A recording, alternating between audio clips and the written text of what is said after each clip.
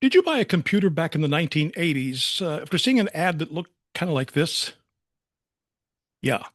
They sold us $4,000 machines back in the 1980s with the promise that, wow, dad can do the finances and mom can organize her recipes. That was an awfully expensive recipe card holder, right? $4,000 or something, whatever it was.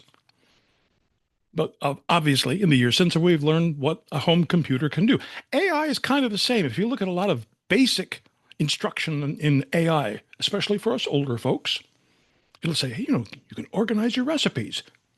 You can make grocery lists. Now, I'm not downplaying that. That's a good first beginner's step. Have AI make you a grocery list and draw up recipes and make you a meal plan for the week. That's legit. But that is not all that AI can do for us older folks. Years ago, I had a friend. This is long before we were older folks. I had a friend who said, I wish there was a list because there's all these things you have to do, these things you're supposed to do. You're supposed to change your furnace filter. You're supposed to get your oil changed. You're supposed to update your life insurance. I wish there was just a mastered list. Guess what?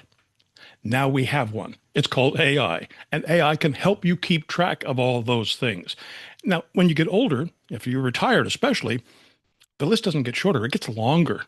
Because now, in addition to furnace filter and oil change and life insurance updates, now you have medicines you have to take and appointments you have to keep and vacations you want to plan. And, let's see, you can't drive at night and you don't want to walk very far. And there are certain restaurants that are not very friendly to older folks. There's all kinds of information you could feed into AI and have it help you plan your daily life. For example, washing machines making a funny noise. Now, repairmen will charge $200 an hour to come out and say, yeah, it's your sprickety sprocket here. No, plug that information into AI and you can find out pretty quickly whether it's something you can fix or whether it's something you'll need to call in a repair person for. And it doesn't involve coding and lots of technical jargon and know-how. It could be something as simple as just picking up your phone,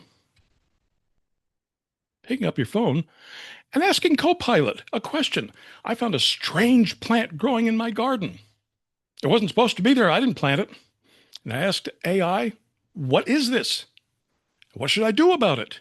Turns out it was a random tree that wasn't supposed to be there. Got rid of it pretty easily. I didn't have to call a landscaper, a gardener, didn't have to it wasn't a mess at all. You may also find that it would be useful to plug in your blood work that you just got done, because I get blood work done 4 times a year. I have chronic kidney disease. Plug in your last report, the newest report, and ask AI what has changed. Now, let me tell you, this is not a substitute for asking your doctor.